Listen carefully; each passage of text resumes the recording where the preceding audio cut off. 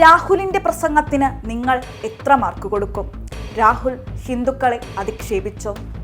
രാജ്യത്ത് ഹിന്ദുക്കളെന്ന് സ്വയം പറയുന്നവർ അക്രമത്തെക്കുറിച്ച് പറയുന്നു.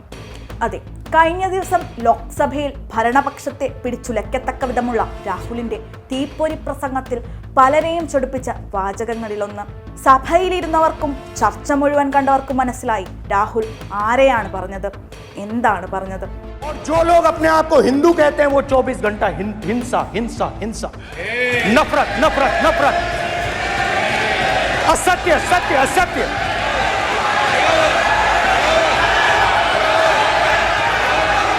आप हिंदू हो ही नहीं। नहीं नहीं नहीं नहीं नहीं नहीं, नरेंद्र मोदी जी पूरा हिंदू समाज नहीं है, बीजेपी पूरा हिंदू समाज नहीं है, आरएसएस पूरा हिंदू समाज नहीं है। അതെ, ഇപ്പോൾ കാണിച്ച ക്ലിപ്പിൽ വ്യക്തമാണ് രാഹുൽ ആരെയാണ് എന്താണ് പറഞ്ഞതെന്ന്.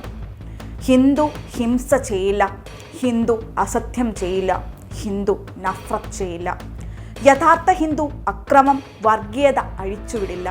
പക്ഷേ ഹിന്ദു ആണെന്ന് 24 മണിക്കൂർ പറഞ്ഞു നടക്കുന്ന ആളുകൾ, അതായത് നിങ്ങൾ, അതെ നിങ്ങൾ തന്നെ, BJP RSS.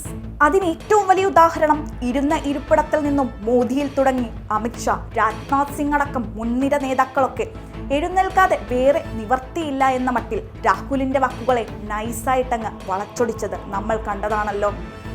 നീറ്റ് ക്രമക്കേട്, അഗ്നിവീർ നയം, മണിപ്പൂർ കലാപം, കർഷകരെ തീവ്രവാദികളാക്കി മുദ്രകുത്തിയതുവരെ എന്തെല്ലാം അക്കമിട്ട് പറഞ്ഞു.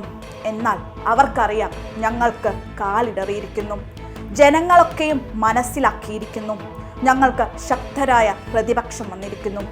അങ്ങനെയിരിക്കെ അവർ തക്കം പാർത്തിരുന്നു. എവിടെ വാക്കുകളെ വർഗീയതയുടെ പുറംചട്ട കൊണ്ട് സത്യത്തെ മറയ്ക്കാമെന്ന്. അത് ഏറെക്കുറെ അവർക്കത് സാധിച്ചെന്ന് വേണമെങ്കിൽ പറയാം.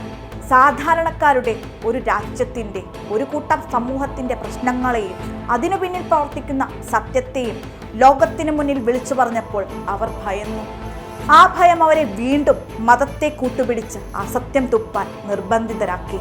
ശേഷം കമന്റ് ബോക്സിൽ